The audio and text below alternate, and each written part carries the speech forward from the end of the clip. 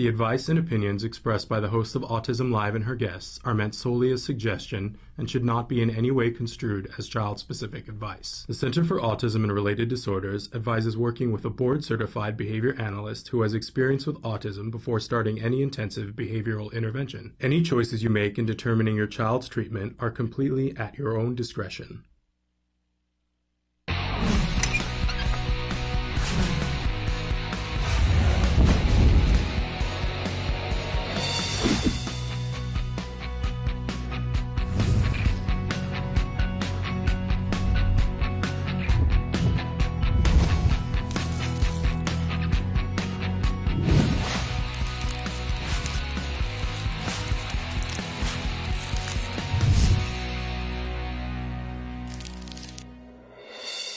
Good morning and welcome to Autism Live. I'm Shannon Penrod. We're webcasting to you live from the Center for Autism and Related Disorders headquarters in Tarzana, California. It's Friday. Can you feel it? It is Friday. We are at the end of July, and it's been hot all over the world. There are all kinds of things going on. We are going to be here with you live for the next 2 hours talking about autism from a 360-degree perspective, taking into account all the different things that are going on right now in the world. We hope that when you come here that we're going to be able to answer some of your questions, perhaps give you some support that you desperately need, lift you up, give you information, connect you with resources that will help you with what you're trying to do. Whether you're a parent who is working with a child who's on the spectrum, and by the way, you could be a parent, teacher, or a practitioner, or you yourself are on the spectrum, we want to further the conversation and give you access to experts and information and resources that will help you to make progress. That's the name of the game here. This entire show is meant to be completely interactive, so I can't even tell you how much we appreciate when you guys write in with questions and comments. We're a little bit backlogged with questions right now, so I'm asking for your patience with us. We're going to get through them. We're not going anywhere, and we have 2 hours a day in which to do it. So we will get through all of them, but stick around to see when your question gets answered. Emily is going to show you some of the many different ways that you can get a hold of us here at Autism Live and ways that you can watch the show. I'm going to remind you there's only one way right now. Right now, there's only one way to watch us live. That's at www.autism-live.com. When you go there, there is a computer screen. There's a computer box. If you are watching us in most formats, the show will play there 24 hours a day, 7 days a week, live. We interrupt that feed 2 hours a day, Monday through Friday, to bring you a live show. That's at 1 p.m. Eastern Time, 1 p.m. to 3 p.m. That translates to 10 a.m. to noon in the time zone that we're actually in, which is Pacific time. I always defer to you guys to do the math on what time zone that is for you around the world. And there's also a white box there that you can, it's active 24 hours a day now, and you can go in, put your cursor there, type whatever you want, hit enter, and it shows up here on the screen, and we can discuss it in the next available live show. We had some great questions that came in during the night. I appreciate it. Now, I mentioned that there's only one way to watch us live now, but that's at this moment in time. I'd really like to make a big push so that next week that I could say to you, there are 2 ways to watch us live. So many of you have written into us and said, why can't I watch it live on my tablet? I've got an iPad. Why can't I watch it live there? I can watch the YouTube videos and the highlights and the clips there, but I want to be able to watch live and I want to be able to interact live. Why can't I do that? And so we looked for a quick fix, and YouTube has a very quick fix for us.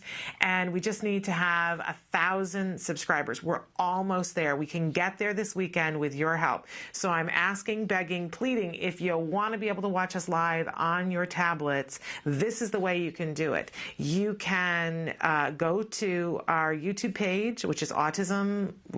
It's YouTube/Autism Live. And when you go there, hit the subscribe button. You will have to log into your Google account or your YouTube account, but it's not that difficult to do, so I hope that you will do it. But I also need you to share it with your friends. If we don't get it out to your friends, then we're not going to make it. and you want it quick, right? I don't know about you. I want it now, instant gratification. So we're asking you, we're making it worth your while to share this information with your friends. If you go to our Facebook page and you scroll down, I'll show it to you a little bit later on some of the new technology we are starting out with today on the show. But there is a post on our Facebook page. It shows a picture of a bottle of wine. It's One Hope Wine. They're a wonderful, fabulous winery that benefits different organizations, and one of them is autism. So you get a bottle of One Hope Wine. You get a copy of Temple Grandin's new book, The Autistic Brain. You gotta love that.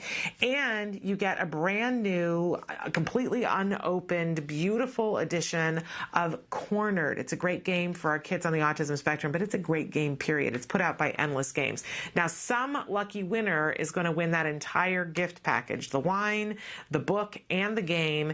In order to get entered in that contest, what you must do is go to our Facebook and then take that post that says, hey, subscribe to our YouTube, and share it on your Facebook page. All right? So you must do that in order to be entered. One lucky winner will win those things. But in the meantime, get your friends, your relatives, anybody you know who has a Google account or a YouTube account, and ask them to subscribe so that you can get this. It will be free to you. You'll be able, my understanding is that we'll stream to both at the same time. So we'll be live in two places. Two, count them, two. You have to love that. Okay. I like to remind you of a couple of things right at the start of the show, that I am not an autism expert, but I sort of chair this broadcast right here. And what are my credentials to do that? Not being a doctor, not being an ABA practitioner, not being a nutritionist, not being a biomedical doctor. I'm not a member of MedMaps. I'm not a lawyer. So why in the heck am I sitting here? What are my credentials? I'm a parent. I'm a former educator too, but first and foremost, I'm a parent. My son was diagnosed with autism at the age of 2.5. He's now 10. And I'm one of the luckiest people on the face of the earth because I got access to information really by accident, totally by accident, but I did. I got access to information which led to my child getting the best possible care that he could have gotten. And I'm so incredibly grateful. And I am very aware of how lucky I am, and that I have a huge debt to pay forward. And I made a promise that I would. That I made a promise on my kitchen floor, if I could find a way to help my son, that I would try to help as many other people as I possibly can. So please write into me. Let's talk. What do you need? Everybody needs something different, and this show is time set aside to try to help you to find the answers that you need. I know you're frustrated. I'm frustrated with you. I really am, and I've been emotional all week long because you guys have been writing in things that I want to try to help you to get as much help as you can. It's not equal and even, and it makes me furious. But we know what the drill is, right? That it isn't equal and even, which means we got to find the way around the obstacles for each and every one of you. And I want to be as helpful and as useful to as many of you as I possibly can. We bring experts in, we give you access to information, but we'd love to hear from you. What do you need? What do you need? What's working for you? What isn't working for you? Let's talk about it. Share. Someone else can benefit from your experience, and hopefully you can get something to take away as well. But that's why I'm here, because I am a parent, a really happy, grateful, lucky parent. And my son, he still has his autism diagnosis, but he gets closer and closer every year to not qualifying for his autism diagnosis anymore. He's completely included. He'll start 5th grade in the fall. I've mentioned that he's going to be in a 5th grade, 6th grade split. I have some trepidation about this, but I'm told academically he can handle that, and it's completely neurotypical. There will be no aid. A lot of hard work. We were lucky, but there was a lot of hard work by a lot of people, and most especially my son. So that's why I'm here. In any case, we like to start every morning with something that we fondly refer to as the jargon of the day. This is when we take on one word, one phrase, one acronym, and we try to make sense of it. We'll give you an actual definition of it. Sometimes that's completely useless to those of us who don't have degrees in psychology, who don't have experience in the field of autism. We go, Okay, the definition not working for me, which is why we also always give you a working definition that isn't as exact, and I think sometimes makes our experts break out into hives, but we have to be able to put it into a context that we can understand. You know, you got to crawl before you can walk, and you got to walk before you can run, right? So that's what we try to do here. Now, we're debuting some new technology here on the desk. Normally I have a laptop here, but we are now moving on to tablet land. So we're going to see how well Shannon does with this. But our term for today, watch and notice how well I do. Our term for today is fluency.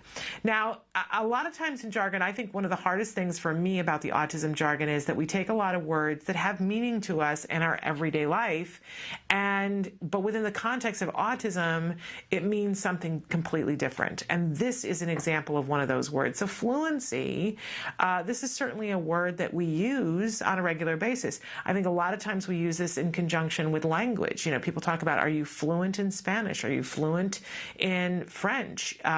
Is someone fluent in English? Okay, so, you know, that's not a bad place to start, but fluency with autism has a little bit of a different connotation, a broader one, the actual real meaning of fluency. So let's take a look on my new tablet here. So fluency, responding with both speed and accuracy. That's our actual definition. And we can apply this to absolutely anything, not just a language. Is somebody fluent at being able to zip up their pants? And it's an adaptive goal, but are they fluent about it? Or are they able to do it, but it just takes them a lot longer? So let's take a look at our working definition. We have the wrong one. That's okay. We're back. But in any case, or maybe I've gone too far. In any case, you get the idea, though, with fluency that we're able to do things with accuracy. I need to go forward one more. See, I told you I wasn't going to be able to. Oh, no, we're at the question of the day. I did? That's the one from yesterday. Emily and I are having discussions. That's not the definition for fluency. It's the one from yesterday. Emily's saying things in my ear. All right. Well, it's okay. It's a live show. We have these things. And fortunately, our fluency definition is one that's really accessible. So we're talking about being able to do things with speed and accuracy. So when we start out to teach a skill to a child, whatever it is, it could be an adaptive goal like brushing teeth. It can be a cognitive goal of being able to tell a white lie. We were talking about telling white lies yesterday. We're going to break it down into really small increments in order to be able to teach it. We know that that's an easier way for any of us to learn something when something is isolated and it's rewarded for those individual. So maybe starting out teaching the toothbrushing, we're going to start out with just having the child squeeze the toothpaste onto the toothbrush, and we're going to work on that, and then we're going to work on the brushing the teeth, and we're going to work on the spitting thing. We're going to work on those things individually, put them all together, right? But a lot of times when you've worked on things individually, there is a little bit of a mechanical thing. You feel like, I got to think about it as I'm doing it, right? I remember when my mom taught me how to drive, I watched her drive, and she, my mother at the time, smoked. So she's got the radio going, she's singing, and she's doing this with the wheel instead of holding it at 2 and 6. And I remember thinking as a teenager, wow, when am I going to be able to drive and look in the mirror and not have to think and do everything? When is it going to be second nature for me? Well, the same thing with any other skill. So when we're working on something like the toothbrushing, we want to work up to a rate at which the child is doing it, and the skill is really theirs. They're able to do it with accuracy, and they're able to do it with speed that is typical. And think about all the different things in life that we want to work up to be able to do those things. Right now, I'm doing some piano lessons, and I can play a song, but it is much slower than it's supposed to be. So I want to work up to the point where I can do it with some fluency. Think about every single skill that you're trying to teach your child, and there's going to be a period in time when they're not fluent, but we're always working towards fluency. A really exciting thing to do. Okay, so that's our jargon for today. Moving on, we always have a question of the day for you. And I've already flashed you our question of the day today. On Fridays, we tend to talk about funding. I call it Funding Fridays. And so we have this question for you today, and I'm really excited. I know that you guys have already been writing it on our Facebook page. I'm really excited to look at it, but sometimes this is the biggest thing, and I want to put this out there that don't, say it, name it, claim it, say what your biggest financial challenge is, but don't let the anxiety from it come back. And this is the question: what has been your biggest financial challenge? And they're varied. Right? I happened to have the conversation with somebody 2 nights ago where I said, when I look back at the years when we went through autism, I frequently think, how on earth did we make it work? The numbers don't add up. There's no possibility. There were so many times when it was like, wow, we're not going to make it. And yet something happened. We will be several more years. I used to say when we first started the show, I'll never be able to dig out from what happened to us financially. I now no longer think that's true. We're going to be several more years digging out, but I see a light at the end of the tunnel, and I want to share that because there was a time in which I thought we won't ever be able to own a home. We won't ever financially be in a position to do any of the things that I think most people well younger than my age have an expectation that they're going to be able to do. This is a financial nightmare. Along with everything else that comes with autism. We shared yesterday that for so many families now, the really amazing news is that center-based systems are popping up all over the place, which give a family an opportunity for their child to get that intensive ABA therapy that they really, truly need, and the family can continue to work. Both parents could conceivably continue to work, and it's still a huge, huge responsibility on the parents to make sure that they're up on what's happening and that they are upholding, when they pick the child up, the techniques that are happening. So it's not necessarily this, easy thing, but it does help to remove some of the financial burden. Most families are 2-income families. And for so many years with autism, you needed to become a 1-income family. And I know for my family, that was financial suicide. But we did it. And I'm not at all sorry. Not even a little bit sorry, because we have our child now, and I can have conversations with my child, and I know that it was from making that decision. So we'd love to hear from you. What's been your biggest financial challenge? And on Fridays, we always try to take a little bit of time to talk about funding and where you're going to get help and support to make the financial thing work. So we will hopefully find some time a little bit later on today to talk about that. All right, we always have a topic of the week. Oops, I've gone too far. There we go. So our topic all this week has been making it work, and this goes hand in hand with that financial discussion. It goes hand in hand with talking about fluency. Every day, I used to think when we started out on this journey that we were going to arrive. We were going to get to a point, and we were going to arrive, and we were going to have solved what we needed to do at least, and that our life would make a certain amount of sense, and there would be a schedule that we could count on, and that we would figure out the financial thing, and it was all going to be a place where I could just take a day and go, there's nothing to be done. And I think maybe this morning I finally came to the realization of that's not going to happen, right? Every day our kids change. And if we are truly making it work, then every day our children are progressing, which means what they need changes on a daily basis. I'm never going to get to put it on autopilot. It's not going to happen. And if you've been in a place where you've been longing for that too, let's embrace each other and let it go. It's not going to happen, but we can make it work. We can every day say, what's in front of me today? What do I need to do? What's on the list? What has to happen in order for this to happen? Because sometimes it's a 32-step process. Maybe starting ABA for you is a 32-step process, and it starts with a phone call that you got to make today, or a piece of paper that you have to fill out and fax back into somebody, whatever it is. But we can make it work. And that's, I think, been the exciting thing about talking to all of you this week and some of the different people we've talked about. And we have families on here on a regular basis, and everybody has found a way to make it work. And I want you to know that so that you know that you can too. We can together. I don't think anybody can do this on their own. I have not met that person. If there is somebody who can do it on their own, they're on a mountain somewhere and they're being very quiet about it. The rest of us have to have help and support. I certainly had help and support, and I'm asking you to take some help and support and ask for what you need. But we can make it work. Now, some of the different things that we're going to be talking about today, in just a few moments, Dr. Adel Najdowski is going to join us, and that's a segment that we call Real Progress with Dr. Adel. I've specifically asked her to come in today and talk about where we start teaching a specific lesson and why it's important to consider where we start teaching a lesson. A little bit later on today, we have Dr. Jonathan Tarbox join us on Fridays.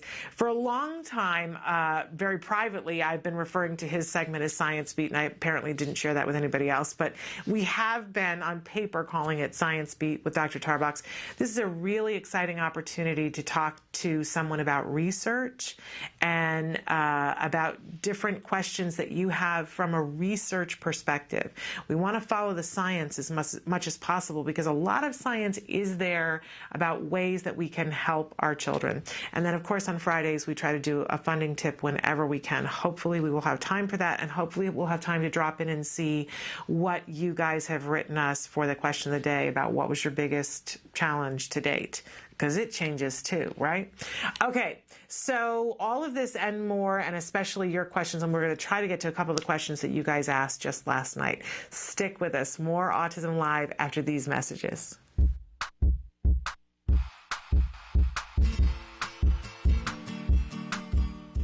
Hi guys, welcome back. For the month of July, I figured we're going to do something again that's more for outdoorsiness, since it's summertime and I know your kids are going to be home and you need some activities to do inside and outside.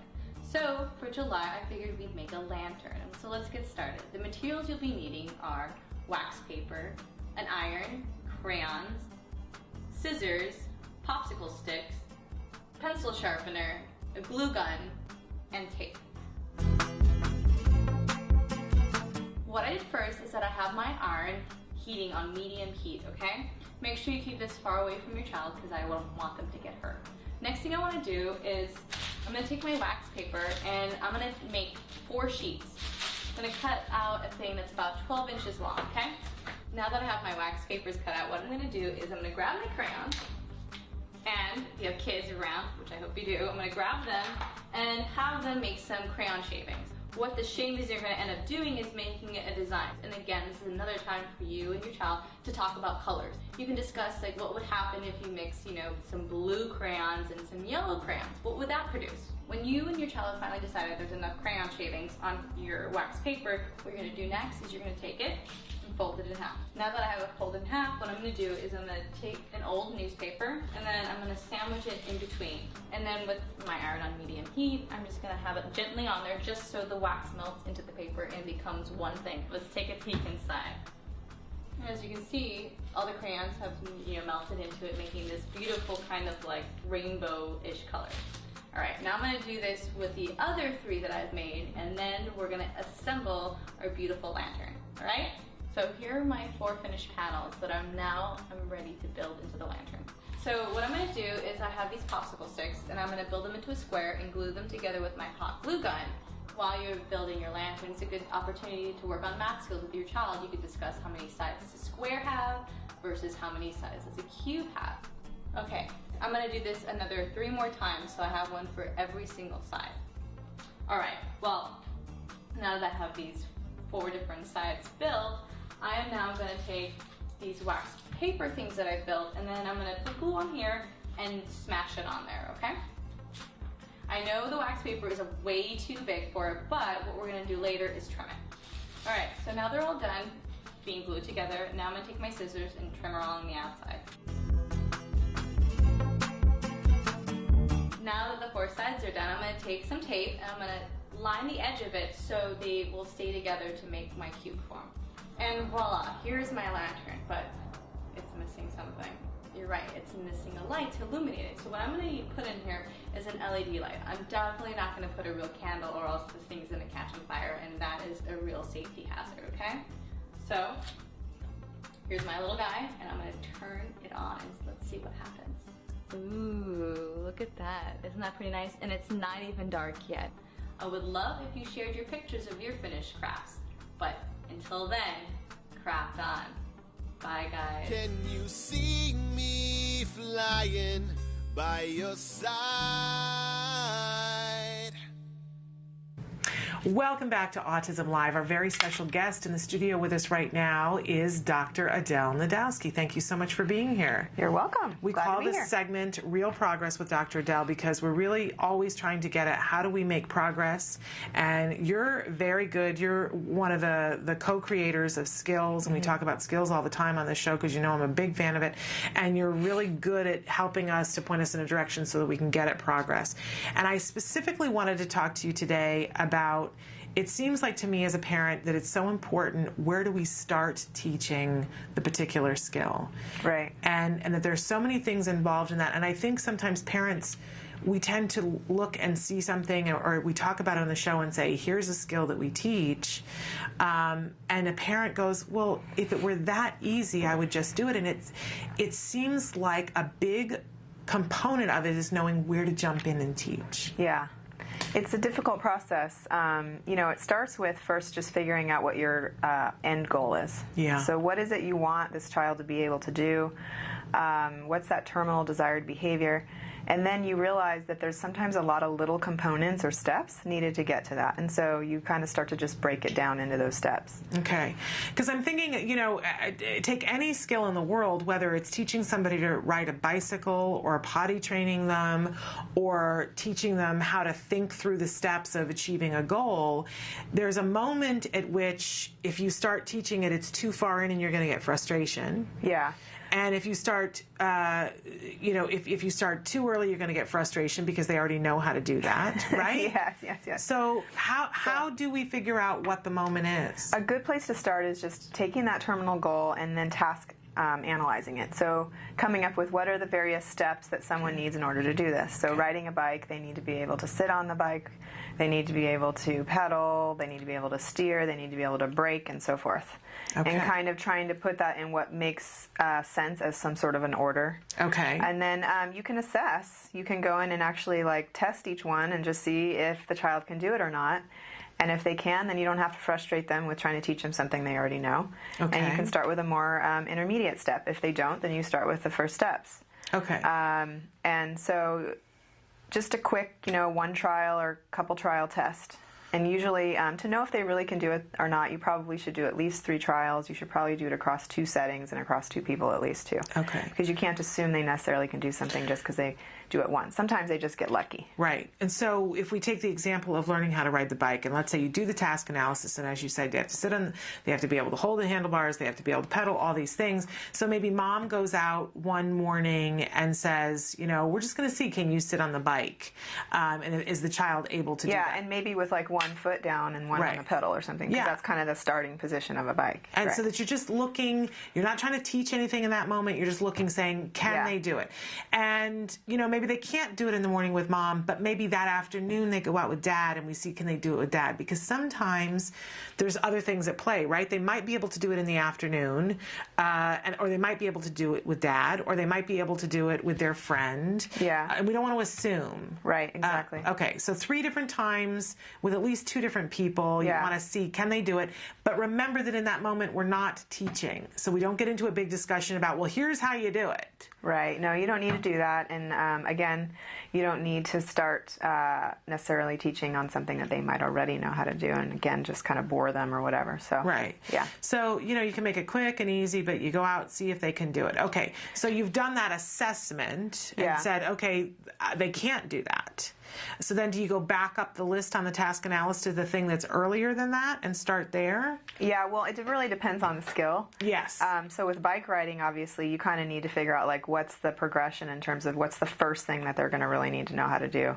We should say what's that the second thing they're going to really know how to do. But if you're doing something else, let's say maybe brushing your hair. Yeah. It doesn't really matter if you start in the back, the front, the side, or whatever, right? Okay. So, or with brushing your teeth, there's different orders of like, maybe you don't wet the toothbrush before you put the toothpaste on. Right. Maybe you put the toothpaste on and then you wet it. So it doesn't really matter in that sense. And you can start to actually either teach from the beginning or teach from the end, because it's basically a chain of steps. Okay. That wouldn't work for bike riding, though. Right. So for like toothbrushing, what you could do is once you know all the steps that you've outlined, then you have choices. You could either, first after you test it all and see what they can't do, maybe they can't do anything. So you could either start at the top and prompt them through the first step, and then require them to be able to get independence with the first step, and then just continue to prompt all the rest. And so you're just teaching the first step and providing reinforcement as they are becoming more and more independent. Then they're now let's say that they're doing that correctly. So now the requirement is they have to do the first 2 steps. Right. So then you start to require the first 2 steps, and then you prompt them through the rest of the chain. Or you don't have to start at the beginning. You could do the opposite. You could prompt them through all the steps except for the last step, and then you could try to teach them to do that one independently, provide reinforcement, and then you could go with the last 2 steps, the last 3 steps. So it doesn't matter. That's either forward chaining was the first thing I described, right, starting at the beginning, or backward chaining, starting at the end. Or there's also this thing called total task chaining, which is where you literally teach the whole task all at once. And you have prompting going on for every single step, and you're kind of fading each prompt for each one of those steps based on how they're doing on each step. Now, here's what I think. I think the majority of us, when we go to teach something, that's what we're attempting to do. The total task thing, where we're going to teach every single thing and prompt every single thing, and then we wonder why we're not successful because the child is completely overwhelmed and feels like we're just... The thing about that is you have to literally... you're going to be prompting differently on each step, because some steps are harder than others. Yeah. And so you might get prompt dependence if you're not remembering to fade off your prompts on certain steps. Like if they can easily put the toothbrush under the water, you need to fade that one right away. Right. But maybe it's really hard for them to twist the lid off of the toothpaste. Yeah. And so you're going to have different prompt levels going on for each step, and I think maybe that's why it gets a little bit more complicated. I just want to give an example of why, I remember way back when watching the CARD e-learning. I mean, now there's IBT, and it's just like so much more exacting.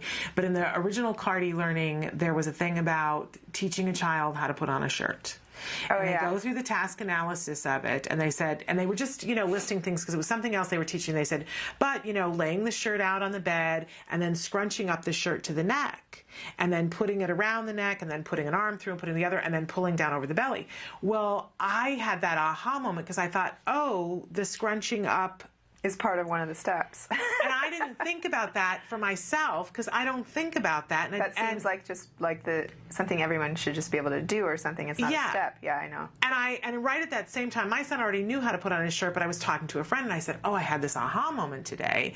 And she was trying to teach her totally neurotypical daughter how to put on a shirt. And she said, well, what was the aha moment? And I told her, and she said, oh my goodness, that's what I'm doing wrong. I keep being frustrated because my child doesn't, and she gets mad and she doesn't put the shirt on, and I go, what's going wrong? I don't understand.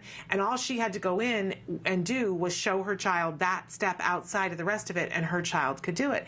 I think a lot of times as parents, we just don't realize all those little steps, and that one little step jumping too fast to a big step or having a large expectation can ruin the whole thing. It really can. And the truth is that getting back to the toothbrush example, think of all the steps that are involved. If you keep the toothbrush and the toothpaste in a drawer, let's say, one step is just opening the drawer. Another step is getting out the toothpaste. Another step is getting out the toothbrush. Right. Another step is closing the drawer. So that was 4 steps. But for some kids, they don't need you to break it into 4 steps. You're boring them to death if you're going to do that. So for that one kid who's a faster learner, maybe literally all of that is 1 step. Open the drawer, get out the toothpaste, get out the thing, close it. That's step 1. Yeah. You know what I mean? So your numbers of steps and what your requirements are have to depend on the child. And it's no hard, fast rule. It's just an art, and you have to be very sensitive to the child's behavior. So if they're struggling, make it more steps. Make it easier for them so they can master a small step. If they're not struggling, don't hold them back and make them do little tiny steps. Right. Combine them into one big step. Right. Now, in skills, you label things as building block skills, fundamentals, and expansion skills. Yeah. Explain to us about what the distinction is between those three things. Okay. Before I do that, too, I want to mention that all of these steps I've been talking about are in the skills program within the different lessons. So for riding a bike, toothbrushing, whatever, it's all already broken down into steps. You don't have to use our steps. You can change the order of them. You can combine steps, but at least it gives you an exhaustive list of steps.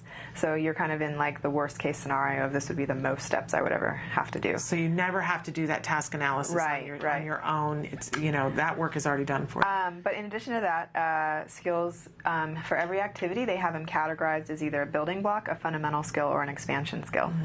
And I always start by kind of describing the fundamental, because that's what we would consider more like the legitimate skill or the real skill that matters that kids will actually engage in. Right.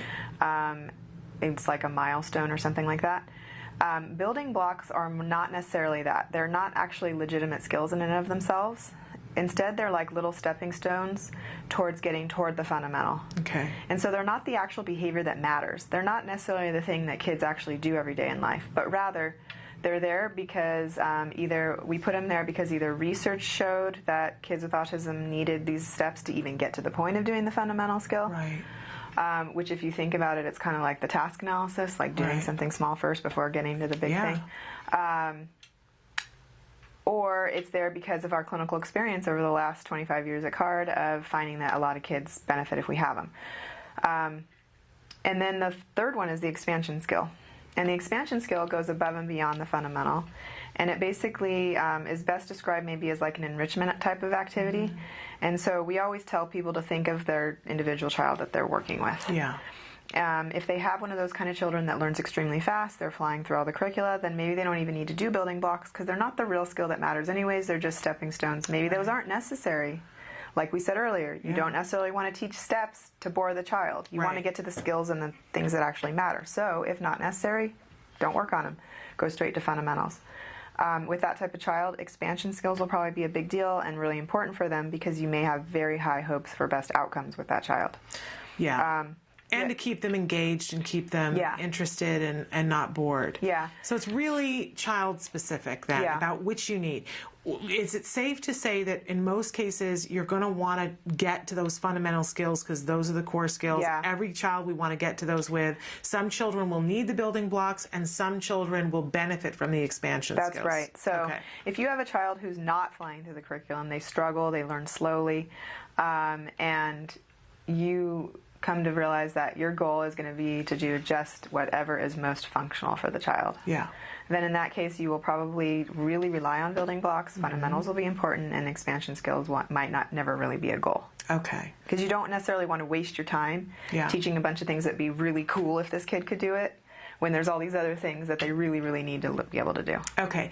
And when if you're using the skills program and you take the assessment, it will tell you it will suggest building block skills if the assessment thinks that they might be helpful. You can choose not to do them and go right to the fundamental, but it will suggest a building block if it seems evident in the assessment. So the way the skills assessment works actually is it doesn't assess anything to do with building blocks because those aren't the real legitimate skills that matter. Okay. It assesses the fundamentals and the expansions. Okay. And then if you basically say that your child can't do one of these skills, then it puts all of the activities that are associated with it into your library that you get to choose from. Good. So basically then you'd go to your library and you're going to see a bunch of building blocks and then fundamental.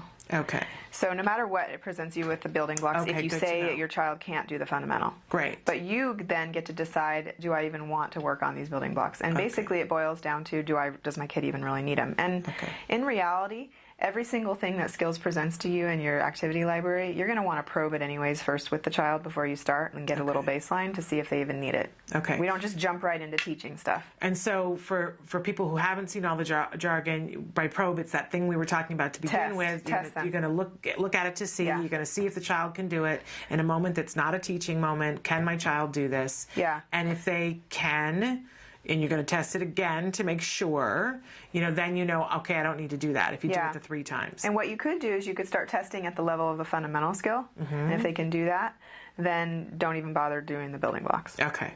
Awesome. All right. So I really encourage people to take a look in skills. It does do a lot of the thinking for you, Yeah. which is a lovely thing. We're going to take a little bit of a break. We're going to come back because somebody had written in with a skills question. And then a little bit later, Dr. Najdowski is going to answer the question that came in the night. Is there someone out there who could help my child start chewing their food? We've been talking about chewing this week, and Dr. Najdowski is going to answer that question for us. So stick with us after these messages.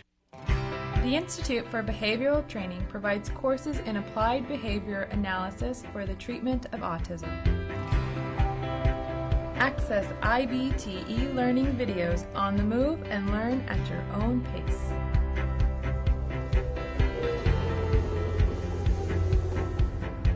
I'm going to talk a little bit about intensity. IBT e-learning makes any location your classroom on the go. So our objectives for today are to really learn what is autism and how is it diagnosed. Get professional guidance with IBT face-to-face training. IBT face-to-face training courses prepare you to effectively implement ABA-based interventions. Choose between small group and one-to-one instruction. Earn BCBA supervision hours via one-to-one video conferencing. So I had a chance to review your BIP today. You know what? It looked really good. You did a good job with it. IBT continuing education courses. Earn credit through webinars, conferences, article reviews, and e-learning videos. You can learn more at ibehavioraltraining.com. IBT, 360 degrees of ABA training. Welcome back to Autism Live. Joining us in the studio right now is Dr. Adel Najdowski. We call this segment Real Progress with Dr. Adel. We had a question that came in about skills. People do from time to time, and we save those up for when you're here. A viewer wanted to know who can benefit from using the skills program. Is it just for kids starting out with autism? Is it just for autism? Are there teenagers that could benefit from using it? And we wanted you to be able to address that question. The best way for me to address it is to kind of explain the history of how we developed skills. It started with going to the research on child development. And so what we wanted to do is figure out everything that children learn from when they're infants up to adolescent age. And we wanted to do that across every single area of human functioning so that we were not missing one single skill. So in reality, skills is a program that gets kids caught up for whatever it is they're missing, for whatever the diagnosis, and whatever the age, as long as they're between basically 0 and adolescent age. Okay. So it's appropriate for anyone who you think is deficient or maybe delayed. It doesn't have to be autism. It could be typically developing. It doesn't matter at all. It will find out what the holes and the weaknesses are, and then it will provide activities. And since it uses ABA, ABA can be used with any population to teach anything. So it's not just for children with autism. And then you say up to adolescence, but you're not talking about chronological age, you're talking about skill level, right? So if you were to have a 16-year-old who has the skill level of a 5-year-old, it would still be appropriate because we're working on those skills, getting them caught up. Yes. And the skills program is used in high schools and middle schools because there's a few sections in there that even though they start to develop and become pretty well developed by, let's say, 11 years old or something like that, there's something that are life skills that you use for the rest of your life. It kind of makes me think, like, I've heard that saying, like, everything I need to know I learned in kindergarten or whatever. Yeah. It's the idea that you might start to develop them really at a younger age, but that doesn't mean there's something you just stop doing when you're an adult. You continue to do them and you continue to need them. So it's the executive functioning things, like being able to plan and organize and use time management and all that. Even though those things start to develop earlier, it's very relevant for a high school aged person or even an adult. I'm 50 years old, and I'm using the executive functions curriculum to tighten up some things because they're important, and there were things that I just hadn't thought, oh, I could get better at this. Yeah. So in reality, what skills is missing for the older population is it just doesn't have things that you don't really begin to do until older. So you got to think of emerging. When does these skills emerge? If they emerge past adolescent age, it's not going to be in there. So for example, balancing a checkbook. Okay. Or, just banking in general, or knowing how to ride the bus, those kind of things are not going to be in there. Okay. Dating skills. Right.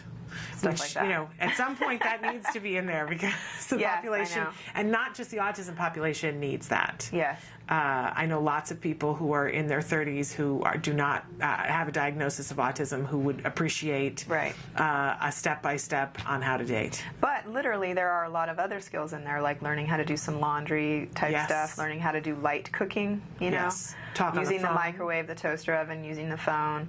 Anything that you can imagine would emerge by the time a kid is 11 or years of age is going to be in there. Ordering in a restaurant, shopping, all of those kinds of things are in there. Using money. It's an amazing program. And I think that every junior high school and high school student should have to go through the cognition and the executive function curriculum, and actually the part of the social curriculum that's social language. I know. I think it would benefit all of our junior high and high school students. But that's just my soapbox.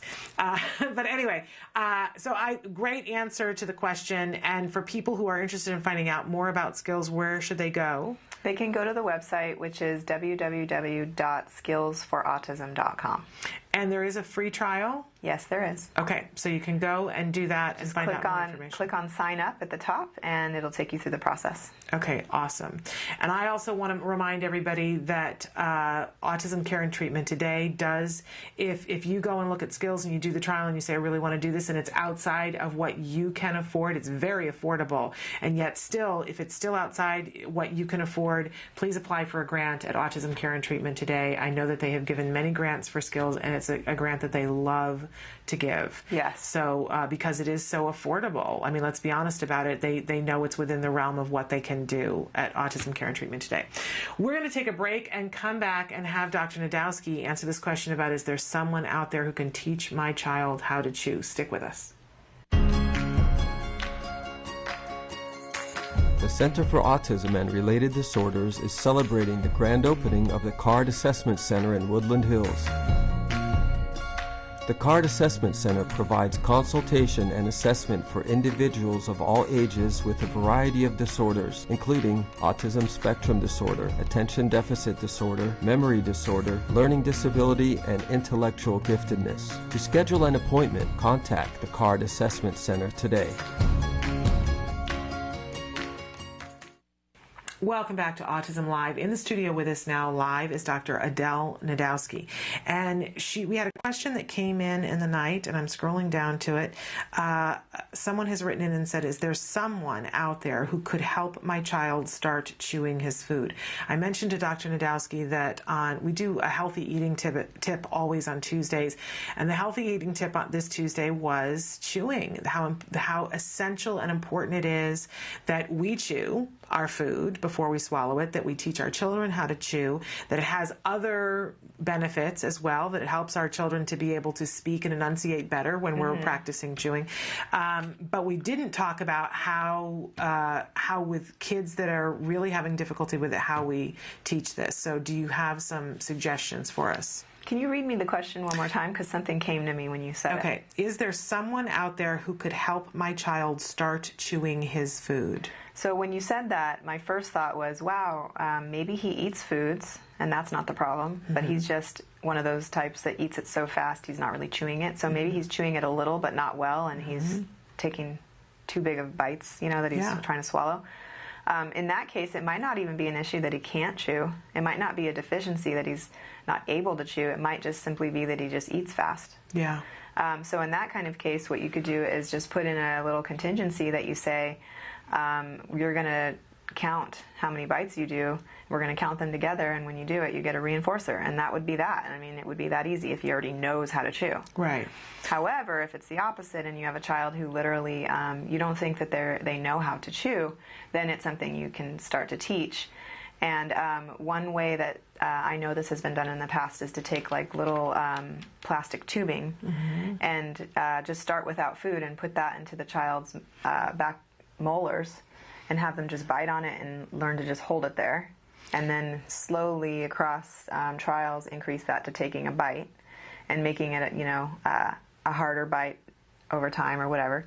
Then multiple bites, then counting how many bites, then moving it from one side to the other. You can even have them like practice moving it with their tongue, like from one side to the other. And it's just a shaping procedure like anything else. And then eventually you can stick food on it too. Okay. So you could take like something that's not necessarily like a whole, piece of table food, but something that will like nicely can be dipped onto the tube, like let's say mashed potatoes or pudding or something like that, just to start to get them acquainted with the idea of chewing food, and then slowly start to increase the, firmness of the food, and then also start to fade out the tubing. Okay.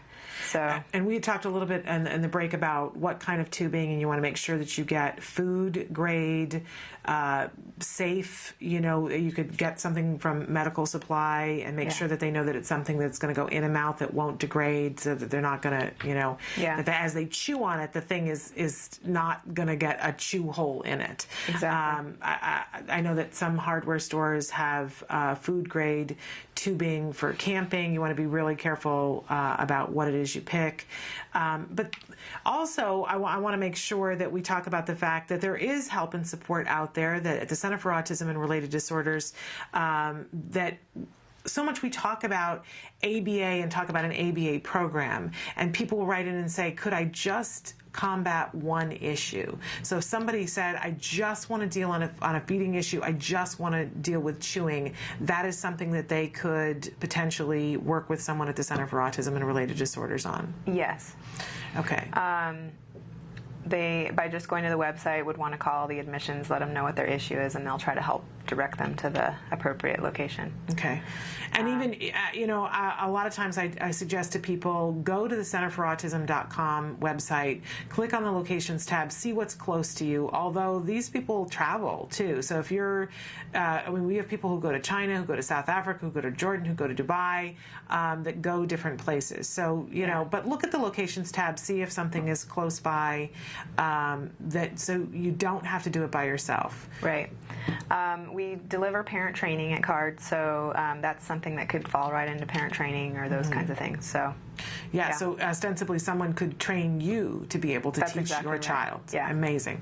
All right. Well, I thank you so much for being here. We have one more thing that we want to hit before we say goodbye to you, that you have moved offices, and there's a big open house that's happening next Wednesday. Yes, I can't believe it. We moved May 29th, and since then the team there has been working very diligently on preparing the office, getting all the equipment that we need to run a center. It's a center-based program where kids can come and get dropped off for the day, which is perfect for families who have to work. And we have different classrooms and things like that. We take all different ages and all of that. And we're having an open house next Wednesday, July 31st. From 5 to 7:30 p.m. And that is where? And that is in Thousand Oaks, California. Yeah, at 325 East Hillcrest. And I'm sure that you could go onto the CARD website and find out more information about how to sign up for that. But we're really excited about opening up. And in addition to the center-based services, we're offering parent support services, as well as in certain cases, if it seems better for the families, we can do home-based. And then we're also going to be doing feeding, pill swallowing, and all those other kind of services as well. Absolutely amazing. And so if they come to this open house, there are going to be speakers there. Yes, Dr. Doreen Granpeche, the founder of CARD, will be there to discuss CARD and our mission. And then we're also going to be having a young boy who has recovered from autism there, which will be really exciting for people to get to interact with him. And then also there's going to be some fun little surprises here and there of activities and stuff that we're going to be doing to make it fun. But everyone can tour the facility. There's going to be wine tasting and some appetizers and that sort of stuff. And you will be there. Yes. And only slightly more important, and forgive me for saying this, there will be childcare. Oh, yeah. Sorry. Yes, no, I mean, I think people will be thrilled to come and to meet Dr. Granpeche and to meet you, but a lot of times you can't go because you don't want to battle, you know, the whole thing with your neurotypical child and your child on the spectrum and whatnot. So there is childcare. Yes. And in addition to childcare, I forgot to mention that this is our only center at CARD that is also a research facility. So Autism Research Group is housed out of the same building, and they're working and collaborating directly with the supervisors, the clinicians there.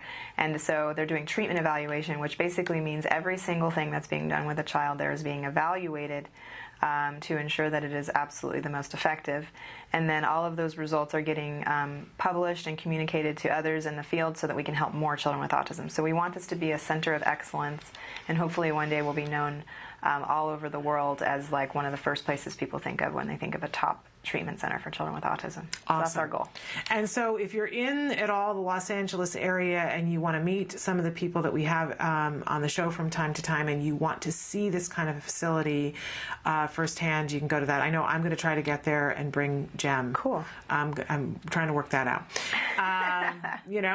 Because it is, I'm sure. Nice. But I will need to RSVP just like you will. You can go to centerforautism.com, and there's an events tab, but they also, on the bottom of the page, they cycle through some of the different things that are happening. You can RSVP, but you do need to RSVP because I think it's getting very close to being at capacity. So make sure that you do that. And it's a wonderful free opportunity to see and meet and ask questions and get childcare. Yeah. Even if you just come and be there with your significant other and hear what's being said and have a glass of wine. And even if you don't have a child with autism, but maybe you know someone else who does, you could bring them, or you could just go gather information to give to them. So, we're open to families, educational staff, and whoever is interested at all in just hearing about our new facility. It's an open house. Bring everyone but the dog. No dogs. Exactly. All right. Thank you so much for being here. We hope you have a wonderful weekend. Thank you. We are not here next Friday, but so it will be 2 weeks now again. Okay. It's summer, and so Friday has been hit hard by summer. In any case, we're going to take a break, and we're going to go to the A Word. This is the ongoing documentary being made here at the Center for Autism and Related Disorders following a little boy, Jack Riley, who was diagnosed with autism at the age of 2. And as we tune in at this point, Jack Riley is at the milestone where he's starting preschool. And we talked earlier about making it work and how there's always a new challenge. And so take a look at the new challenges facing Jack Riley, his mom, and his dad. This is the A Word. I know a cute little blue-eyed boy, and his name is Jack. Jack Riley. He got a big, warm, blue-eyed soul that makes your heart beat fast. So Jack Riley is starting preschool, and we're scared because it's a big classroom. He'll have a full-time aide for at least the first month, and then we'll see what happens after that. Is he in a classroom with typical peers or mixed classroom? It's a mixed classroom. To be honest with you, I don't think they love him yet. You guys always treat him with love. How many teachers are there in the classroom with them? There's 2 and a couple assistants, and one who's supposed to be Jack's assistant, but we think she's just reassigned at the last minute to pretend she's Jack's assistant. We're going to, in fact, try to observe a little today. After Jack Riley has been in school for 30 days, Cheryl and Mike have an IEP meeting with the school district. An IEP is an individualized education plan. It's a legal binding document that outlines plans and goals for a child. We went to our IEP the other day, and it did not go as badly as we thought it would. What they're ultimately trying to do is to take away a lot of the structured speech and OT time. They guised it under the fact that most of his needs are social related. What they're trying to do is do a lot of what they call push-ins, which is doing his speech therapy in the classroom. The more I think about it, the more I think that that's what should be happening in the classroom at all other times. Part of our concern is that we won 2 hours of OT during the due process, and they've never given it to us. For us now to allow them to reduce it to 90 minutes with never having even gotten the 2 hours. Did the IEP affect the ABA he was getting? No, the ABA right now is being provided by our regional center because I have a self-funded insurance plan that denied ABA coverage. So it is being provided by the regional center, but that's contingent upon us getting a certain amount of services from the school district. So it's all so interconnected and so scary because if one slips, then the other one does too. That is the A Word. And I can't say enough about how much I love this series, and I hope that you're watching and that you're watching in a way that's useful to you, because there's many different ways that you could be watching this series. We take one episode every week and show it all week long and talk a little bit about it, but you can go into their YouTube page at any time and watch from the beginning. If you've been on this journey for a while and somebody has questions, a family member, you can refer them to it and say, hey, take a look at what this family is doing and see some of the frustrations and because every family is different, but I think it's a really good depiction of the kinds of things that a family faces when they're starting ABA, and really demonstrates why every family should be treated to this level of therapy, because Jack Riley's making tremendous progress. And it really breaks it down. I think the first time that somebody sees in the video, as Jack Riley begins to orient more towards people instead of things, it's very exciting. Very exciting. And I'm so thrilled that when they started this series, I said, this is amazing, but it's really going to be amazing when you've got 2 years worth of episodes so that you can show something that's happening right now and then go back to the beginning, and really that's where the series is at right now. For any doubting Thomas, I really would like to send it to Governor Jerry Brown to see why it's so important that all of our kids get this therapy, and this idea of, well, there's only certain kids that it's going to be enough benefit to, that whole way of looking at things makes me so furious and frustrated, because all of our kids deserve this opportunity. And even when the child gets these opportunities, it doesn't mean that it's easy for the family. We see in this episode, that mom is saying, gosh, I thought we had this all a little bit under control, and now I have to start to interact with the school district, and now I need to figure out, because my insurance won't cover this, and now they're saying this and that. The challenges go on. But again, the theme for this week is making it work, and that's what this family has done. At each juncture, they've said, okay, here's the challenge. What are we going to do? And I encourage you to reach out to other people and say, what did you do when this happened? I think that's who wants to reinvent the wheel, right? All right, we're going to take a short break. When we come back, we have just a couple of minutes to look at some of your answers to the question of the day, which was, what's been the biggest financial challenge for you thus far? And funding, is I'm sure a lot of the song that we're going to sing, it is Funding Fridays. So stick with us. You say howdy, we say hi. Let's get wild, let's get wild. Let's get wild. Let's get wild. Let's get wild. Hi, welcome back to Autism Live. I'm Lisa Ackerman, Executive Director of TACA. We're gonna bake again. All right. It's my lovely assistant. Hi, I'm Jennifer Lucero. We heard so many people go, I want a decent chocolate chip cookie for my kid to eat. We've got all our dry ingredients. So I've got the flour, I've got the flaxseed meal, baking soda, baking powder, our gum, or xanthan gum. Great. So we're gonna get started in the mixer here. So those are dry ingredients. I did have brown sugar. We did cut this down. And the one way to do that is my favorite, and that's maple syrup. I'm using egg for this recipe, but we could use more arrowroot and also the flaxseed meal. So I'll go ahead and throw my eggs in here, which I love doing. So, and then the last thing is a shortening and gluten-free casein-free butter replacement. So I'm going to go ahead and throw this in. I've let it sit out for a while so it's nice and soft. So let's go ahead and mix this thing well.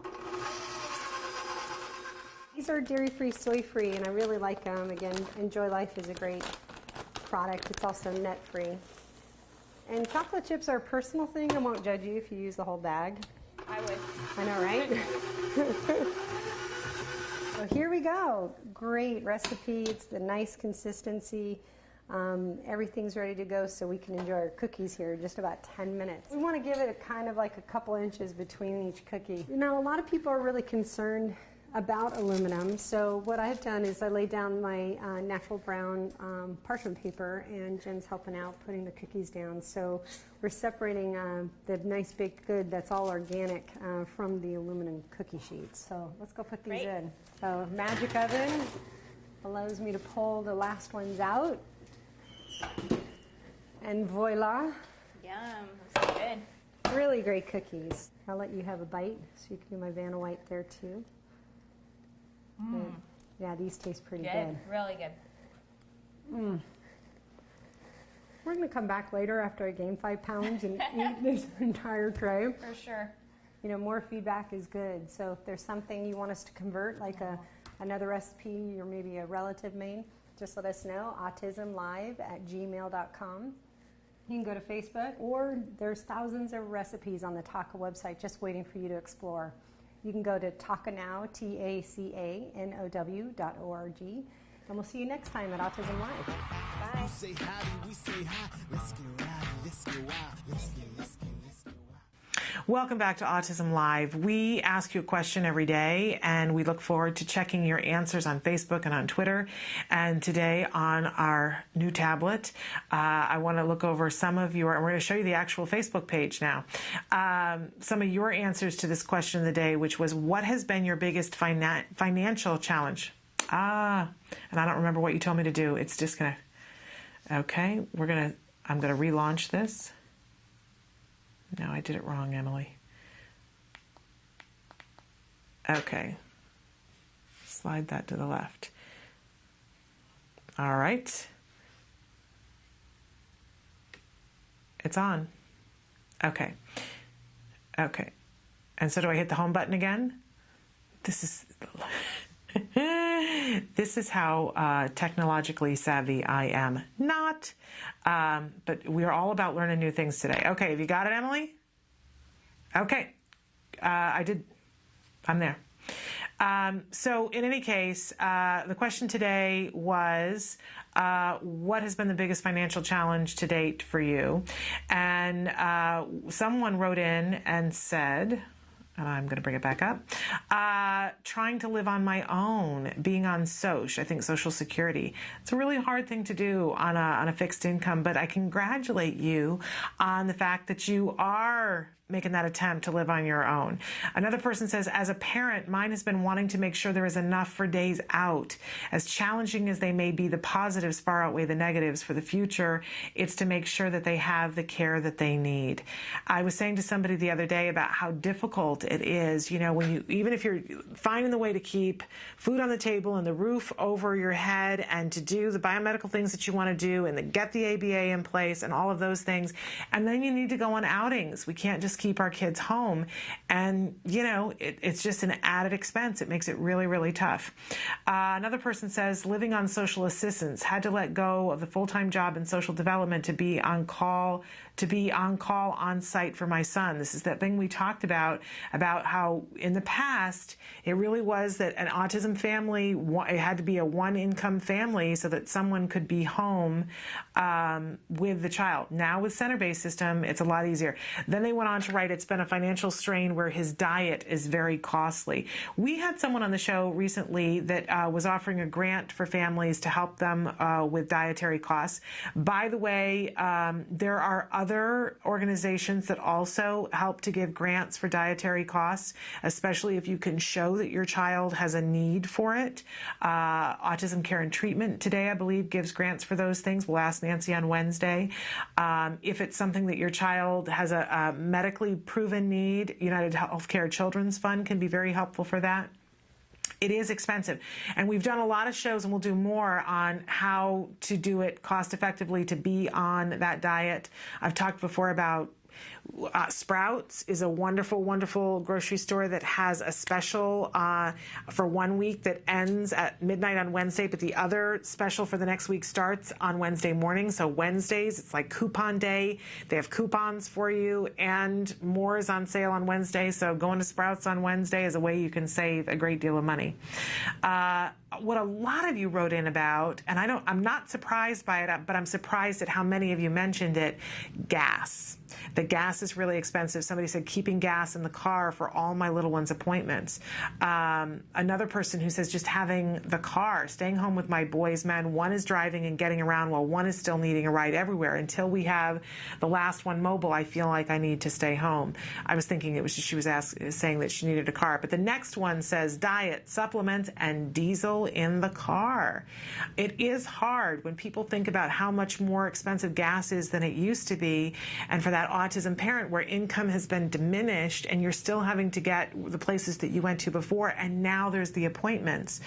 I can remember early on somebody saying, what are the kinds of things that you need? And I remember saying, we need a gas card just to be able to get to our clinics, just to be able to get to speech, just to be able to get to OT. We were putting a lot more miles on the car. Another person says dietary restrictions and paying for tuition. We were blessed by a local autism group with a grant for school, but I can't count on it every year. Another person saying providing gas and transportation to continue all the never-ending doctor appointments, advocacy events, community disability board meetings, IEP school observation. The car van is constantly in motion, scheduled somewhere. Another person says fundraising just for the testing. Our insurance would not cover one dime, and my husband was unemployed. Very humbling, but we raised the money through donations. The doctor said they had never had a family raise money for the testing before, and they were stunned that we did it. I've shared that the way that we did our medical testing, we did one fundraiser, and then 2 years later, friends did a fundraiser for us, didn't even tell us that they were doing it. It was amazing, absolutely amazing, but that's because our insurance wouldn't cover it either.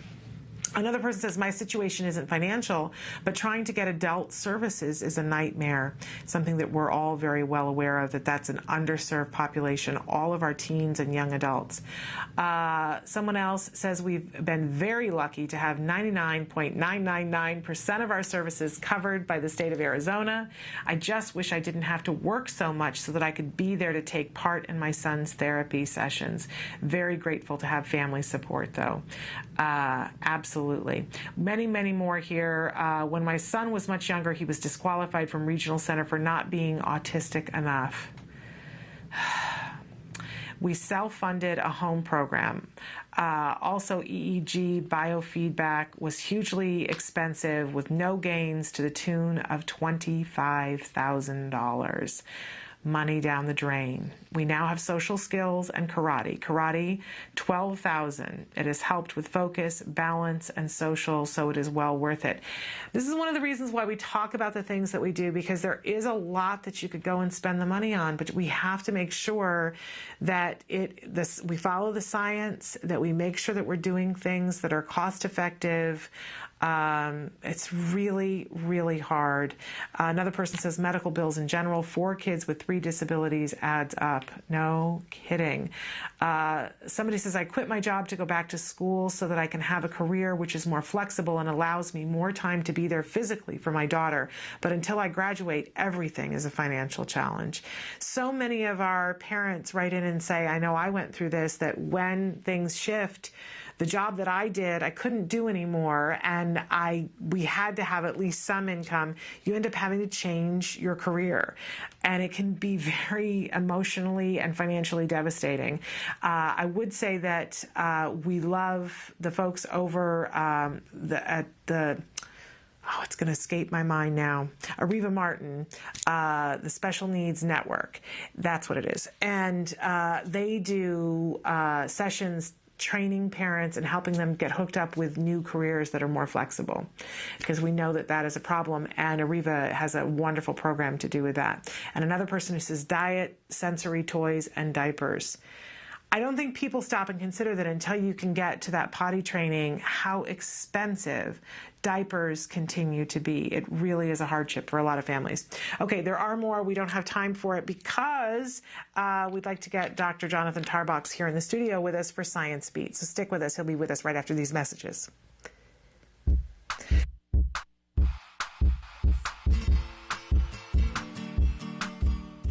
Hi guys, welcome back. For the month of July, I figured we're going to do something again that's more for outdoorsiness, since it's summertime and I know your kids are going to be home and you need some activities to do inside and outside.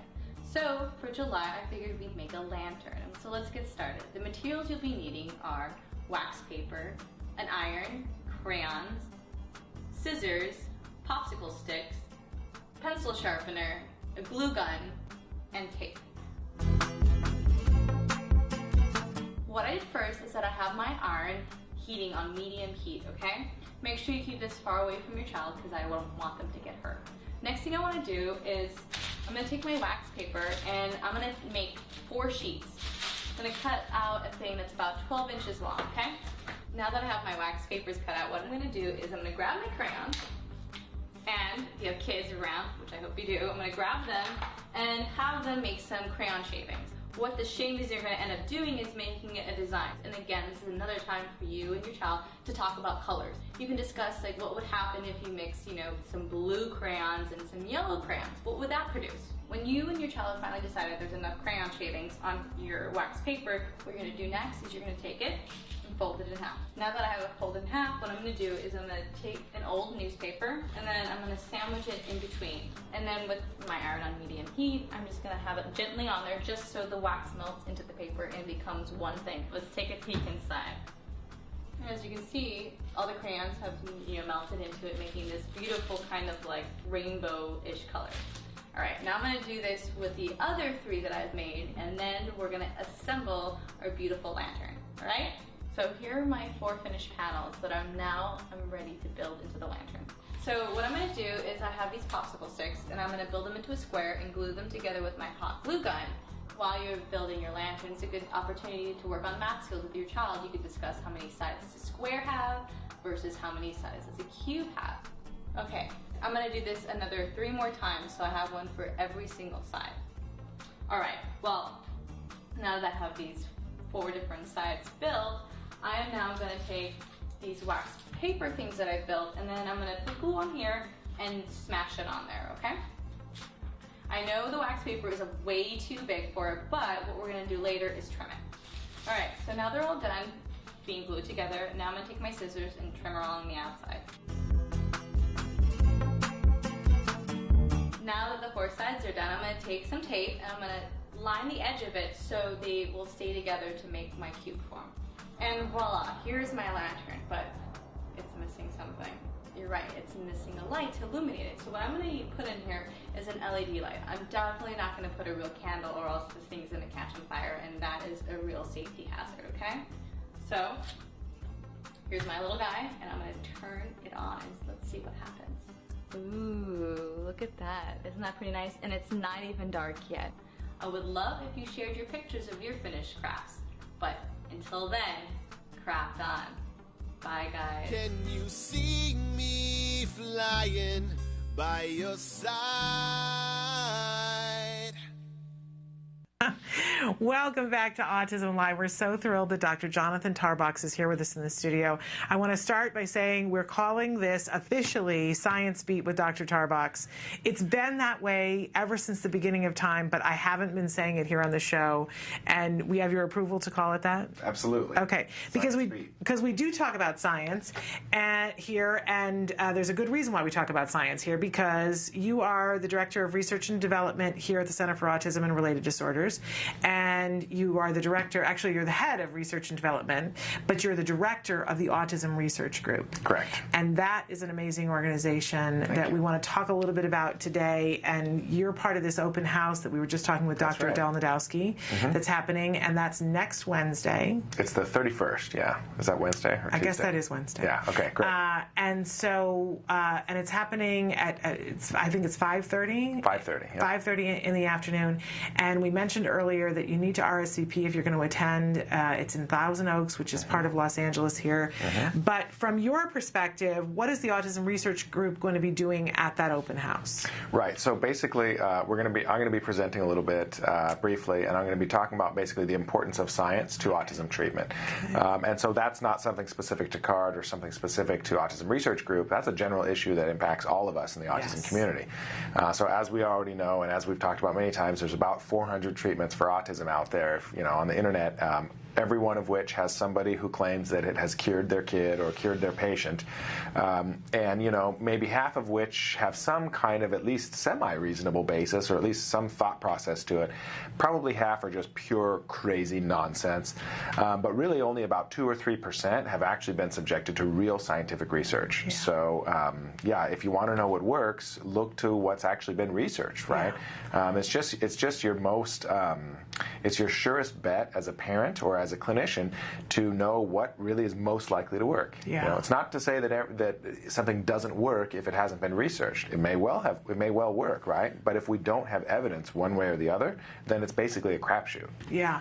I don't know if you were, just as you were coming in, we were looking at the answers to the question of the day. And the question today was, what's been the biggest financial challenge for you to date? And a parent had written in and said that they spent $25,000 on things like EEGs and other treatments that didn't do anything for them, and that the money just went. It just disappears. And I think that it's a tale that too often, you know, we know that no one can afford autism. Right. I mean, just across the board, there is no one that has the money to afford autism. And so you got to pick and choose what you are going to do, what you're capable of doing, which thing you can't afford, but you're going to figure out the way to make it work, right?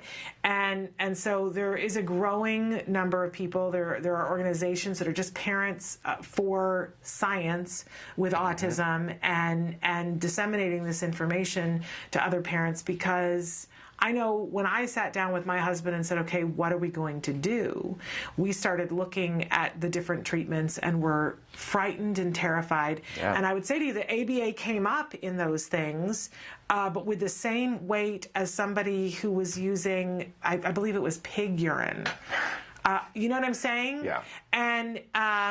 And this was many years ago now on the internet, and it's a little bit different now. I think ABA is a little bit much more mainstream. But it's the still pig urine hard. is still out there. I mean, all of these treatments are still out there. Things like, I mean, really on the extreme end, things like exorcism, you know. Yeah. But I think the more insidious treatments are ones that aren't completely nuts, ones that maybe seem kind of reasonable and who have a real good salesperson, basically, pitching them, but still at the end of the day are just somebody's idea that's completely unproven and untested. Yeah. And there's no other important field of human endeavor where just any old person can come up with their own idea and then sell it and become rich and have thousands and thousands of followers, right? Absolutely. It's just kind of nuts. I mean, everything else that really matters in society, we figure out the way to do it that really works. Yeah. Right? You don't just get to come up with your own way of doing brain surgery and just try it out on somebody's brain, right? Or your own way to build a bridge and, well, let's just see if the trucks drive over the bridge without falling down and dying. Right. It's crazy, right? It is crazy.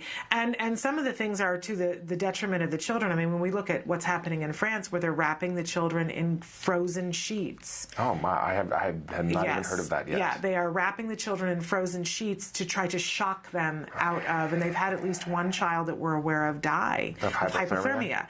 So, you know, I mean, it becomes a thing as a parent where you sit down and you look at things and you have to make some choices for yourself. And I know for my husband and I, we sat down and said, well, if we know that there's this window of time that everybody says we need to get in there and we need to be effective and efficient, then we need to follow the science. We need to be looking at what has been shown to work. And that was when we heard about ABA and somebody said, you need to look at the Lovaas study. Now, at that moment in time, at that particular moment in time, that was the only study that anybody told us about that we could get our hands on very quickly. Right. There were two more studies that came in that following year that were published that corroborated. And that for us was enough that we went full bore and said, we're going to fight for this. We're going to fight for our child to get what these children had. Yeah, now, there's hundreds. Now there are a lot of studies, but still there's sort of this almost more sort of social or political issue that really isn't about what works or what doesn't work. It's about what I'm for or against, you know? So you have these people that are pro-ABA or anti-ABA or pro-biomedical or anti-biomedical. And it's kind of like, well, isn't that kind of missing the point? I mean, it's not about pro or anti some particular brand or some particular movement. It's about, let's find out what actually works and be accountable for effectiveness, like we would in anything else we do in life. Well, and honestly, I believe that that is what will drive the research, is when, and I do think it's hard. The autism community is often very fractured. There are camps. And yet, when you talk to most parents who are happy and feel like they've gotten someplace with their child, they've done a great deal of ABA and they have implemented some medical treatment to go with that because their child had some real issues that was preventing the efficacy of the ABA. And so until we can all get on that page, I think it's going to be really hard to get the research happening that demonstrates. Well, the sad truth, though, is that many of these treatments out there, many of these alternative treatments, the proponents of the treatments don't want the research done. They don't want the research done because research is costly and it takes time and effort, and frankly, they don't want to know. Some of these folks don't really want to know because they're getting rich. I know. And I'm not sure that that's the majority of folks out there. I hope that that's a minority. But the fact that there's one person out there doing that, we all need to be hyper aware. Right. And asking questions. I mean, that is our right. We vote with our dollars. Ask questions. And when you're looking at treatment, and this, by the way, goes whether you've gone to a doctor's office or you're sitting in your school and they're saying, here are the services that we're offering for you, or you're at somebody and they're selling you some other product or thing that they say works with autism. Ask. That's right. What's the research? And by the way, it applies equally to doing ABA, right? So you sit down with your ABA provider and they tell you what they want to do with your child. You don't just say yes, you get involved, you get invested, and you ask why. And they should have a good, well-elaborated justification for every single component of the treatment program. It's not just some standard thing that you just hand out to any kid because they have a diagnosis. It needs to be customized, and there needs to be a reason, a clinical reason and justification for every piece. And if they can't verbalize that to you, then that's a red flag. That's not the provider for you. Fascinating. But and so you're going to be talking a little bit about this at the open house, and I want to remind everybody, if you're in the area, it's a free event that you can come to. They have childcare. Yeah, complimentary childcare. There's going to be balloon animals, a cotton candy machine, movies for kids to watch. There's going to be wine tasting for the adults and cheese and presentations and various things. It should be a lot of fun. Wine and balloon animals. I mean, really, what more could you want from an event as a parent of a child on the autism spectrum? And again, it is a center-based system that is being opened there, but you're also, we heard from Angela Persicki yesterday that you're going to be also doing a lot of research there as well. That's correct, yeah. So it's really going to be a demonstration site for how to incorporate the latest in scientific information on autism treatment with tried and true clinical procedures to really treat the whole child. We're going to be implementing research protocols and treatment evaluation protocols that are aimed at really pushing ABA, pushing the envelope on ABA and pushing ABA into the next century in terms of addressing skills that haven't been addressed before, in terms of increasing efficiency of treatment, in terms of incorporating things like parent preference more into treatment, child preference more into treatment. I mean, we're interested in things like how can we literally just make kids happier while they receive ABA, right? What's wrong with that, right? I mean, we get so focused on just forcing learning to occur, which is really the most important thing, but at the end of the day, the kids should love it too, right? And so we all know that in ABA, but there's actually very little research to actually demonstrate that, right? We know a good ABA clinician is one whom the child wants to see, and when they come to the house or when they come to the clinic or the school, the kid is excited to see that ABA therapist. And so again, very little research on that. So that's, yet another thing, but it's going to be a multi-pronged approach. I always think about when we were just at the very beginning of ABA, and Peter Farrig was our first therapist that ever came, and he, we just adore him to this day. But I can remember when my son was very short and chubby, and the doorbell would ring, and he would jump up in the air and he'd go, Pidu, Pidu, and he would run to the door and open the door, and there would be, Pidu, Pidu. He was so excited to see him, on a daily basis, and my heart would just swell, and that's what it should be when your ABA therapist comes to the door, that the child gets excited and says, yay, my pal is here. Well, I think it's an incredible thing. I want to take a short break, and then I want to come back. We've got some questions we want you to answer, but I also would like, we brought this up a little bit with Angela yesterday, for you to address for families that are thinking about becoming a CARD family, in particular at this location. I remember when we started as CARD clients, that was the first time that I got to meet you, and you sat down with us, and we had the opportunity to agree to be in studies, and I want you to discuss that a little bit so people don't just think that their children are being, tested upon. It's nothing like that, and you made us feel very comfortable and excited about what was going to be taking place with our child. So I want to have you talk about that just a little bit. We'll take a short break and more with Dr. Jonathan Tarbox on Science Beat after these messages.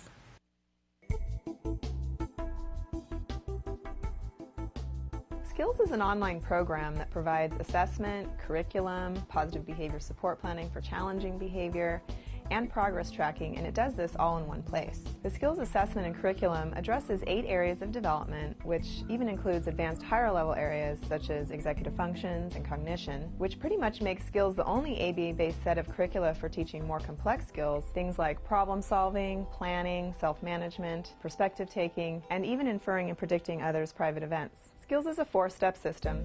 Step 1 is to add the child to your account. Step 2 is to start assessment. The skills assessment is the only ABA-based assessment with psychometric research demonstrating the language subscale to have excellent reliability. Every area of human functioning and typical child development from infancy to adolescence was researched, making the skills assessment the most comprehensive of its kind in the world, and we're quite proud of that.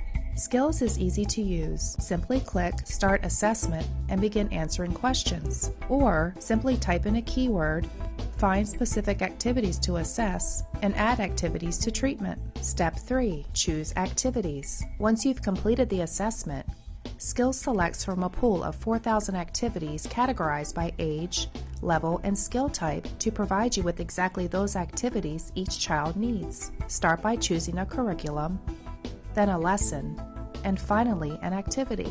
Click the information icon to view prerequisites, ages in which targets develop, examples, and IEP goals. Click the video icon to watch a short video. Once you've identified an activity you want to teach, adding activities to treatment is a snap. Step 4. Start treatment. Here you can access customizable activity lesson details, add your own customized targets and exemplars, and edit an activity status such as introducing or mastering it. You can even print handouts such as worksheets, tracking forms, visual aids, and other materials. Skills also offers multiple progress charts mapping curriculum progress, lesson progress, and cumulative number of activities and targets mastered over time. The Skills language curriculum is categorized by verbal behavior type so that users can identify progress for verbal operants, such as echoics, mans, tax, and interverbals. Skills is one of the only programs that provides the ability to write behavior intervention plans, or BIPs, for challenging behavior. With just a few clicks, the outline of the behavior intervention plan is written for you and ready to be printed and implemented. You can learn more about Skills today and get started by visiting us at www.skillsforautism.com, or you can call us at 877-975-4559. Skills. Progress starts here.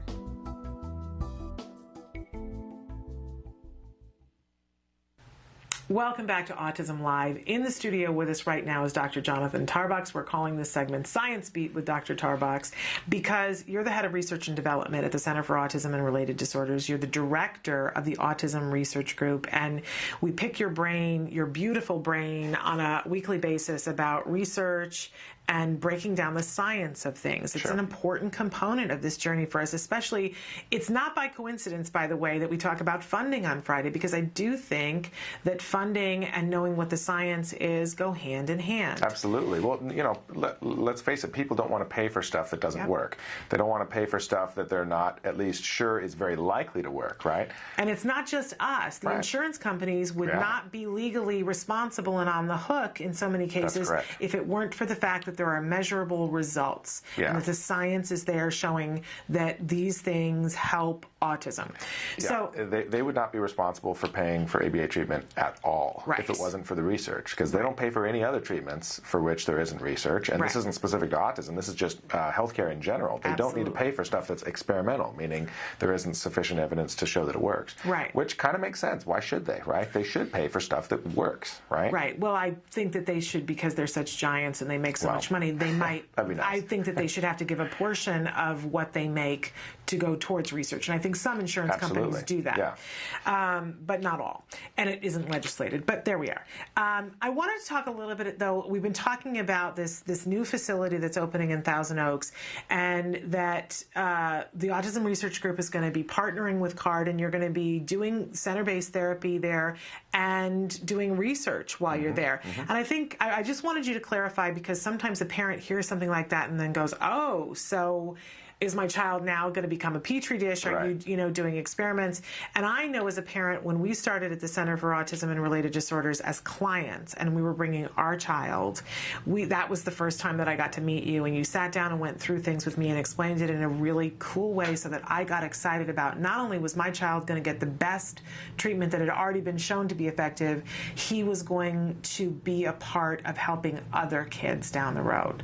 So talk to us about what you do. So first of all, I remember that meeting. And how many years ago was that? 7 years ago or something like that? It's been a long time, right? Yeah, at least seven and a half, maybe. And so, and I don't know if I mentioned it at the time, but your child, Jim, was actually the first participant in that study, in the CARD outcome study, which is a study that's still ongoing. It's a massive, huge study, 60-something kids in it right now. He was the first one? He was the very first one, yeah. We had just initiated that study a month before you started. How weird is that? Yeah, weird coincidence, right? Okay. And it's also one of the largest, most expensive, and most important studies we've ever worked on at CARD. It's still not done, but it's getting there. Well, my child's not done either, so maybe by the time it's done, he'll be done. All right. All right. So yeah, actually, I'm glad that you asked about that study in particular, though, because that study is actually a really good example of the kind of research we're going to be doing at the new Thousand Oaks center-based program.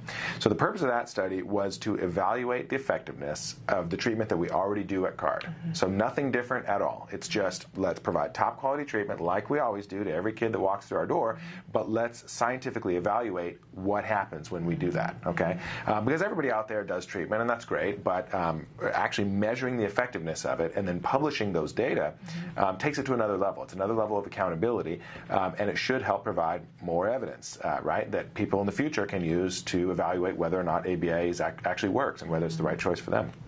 So, so the study that your child participated in was just standardized assessments in every area of functioning at intake and then every year until you're done, until you're discharged.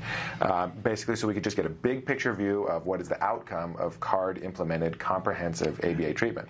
So the type of research that we're doing at the center-based program in Thousand Oaks is very similar. It's almost all of it, probably 90% of it, is exactly that. It's evaluating the outcomes of what we're already doing anyways at CARD. But sometimes we'll be pushing the envelope a little bit too. So for example, so there's many different facets. I don't even know where to start. I love this topic. Okay, so like facet number one is stuff that we already do and that other people in ABA do as well, but there's no research to say it actually works, right? So we actually need to fill in that gap. We need to do the research on that so that an insurance company or so that a school district or some other funding agency can't say, well, no, you don't know how to teach X, Y, and Z because there's no research supporting it. Well, even if people have been doing it for 30 years in ABA, if no one's done research on it, that's a gap, right? So some of our research is like that. It's just evaluating the effectiveness of what is kind of almost considered common clinical knowledge within ABA. That's fine. It's not the most interesting stuff, but that's fine. The much more interesting stuff is features of the CARD approach to ABA that are unique and that aren't done everywhere. So stuff that we've talked about here a lot, complex skill acquisition stuff like teaching perspective-taking skills, teaching executive function skills, things like working memory, attention, self-management, self-control, planning, problem-solving, understanding other people's intentions, emotions, desires, beliefs, thoughts, and so on, and cause and effect relations that govern all of that. That's the really interesting stuff. And so a lot of what we're doing at the Thousand Oaks Center and research everywhere in CARD will be a part of a child's regular ongoing treatment program at CARD will be something that's fairly unique that we do that not a lot of other folks out there do and that there's no research for. So it's something that we figured out, oh, look, we can teach, one thing right now is we can teach kids to predict how other people are going to feel based on whether or not they get what they want, okay? And not just be able to predict it, but then be able to actually change your own social behavior on the basis of that prediction. So if Jimmy's coming over for a play date, what is Jimmy like? What does he want to have? What does he think he's going to have when he gets here? And what can we do to kind of optimize the play date and make sure that my friend has fun? So if he thinks that he's going to get to play with monster trucks, he wants to play with monster trucks, but the monster trucks are lost or broken or stolen or something like that, what can we do to make sure that Jimmy still has fun? Right? And so a lot of the research is that kind of stuff, where it's pushing ABA into areas that haven't really been done before, or for which there's very, very little research. And so we're trying to expand the research base in there. So you might ask yourself, well, how's that different from what you do anyways at CARD? And it's really not. It's basically just doing the services anyways that we would provide these kids. The difference is we're going to have additional staff watching the therapy, making sure that it's done perfectly, and taking additional data that allow us to evaluate it scientifically. So you're really just getting more for your money because it's being done pristinely, and there's backup, and it benefits other kids down the road because it shows what's effective. So here's an analogy: if you go down the street to regular old John Smith Hospital and you get a procedure done and they do a good job, great. If you get let's say you get an operation done, there's going to be the surgeon in there and a nurse and physician's assistant and various folks. They're going to do the procedure, it's going to work, and you're going to be healthy, and that's great, right? If you go to, let's say, Johns Hopkins Hospital or UCLA Medical Center for the same type of procedure, you're going to have all those folks in the room, but you're also going to have the chief of surgery, and you're going to have multiple other interns and multiple other people, experts, maybe even telemedicine, Skyping in from other countries because they want to learn how to do it, right? So basically you have an environment where you're getting top quality treatment, but a much larger degree of oversight and a much larger degree of participation from folks who are really at the cutting edge. And the dual mission of dissemination, of getting that information out there to other folks who don't know about it so that they can also do the same type of treatment for their kids. It's really amazing. And I would say, for the study that we took place in, you went through all of the paperwork with me, and we had the choice to not do it. Sure. And you were very concise about this is what it's going to mean. And really, it meant that my child was going to get the best of what was available. And the only thing that it meant for me personally was that I was going to have to fill out surveys on a regular basis and commit to those. And that I think it was once a month in the beginning, and down the road it was a little bit further spaced out, somebody would come to the house and videotape sessions. Exactly. And I groused about the paperwork. I gave Art Wilkie a headache constantly. No, but I was glad that you did the surveys that you did. There was one that talked about my emotional well-being. Parent stress index.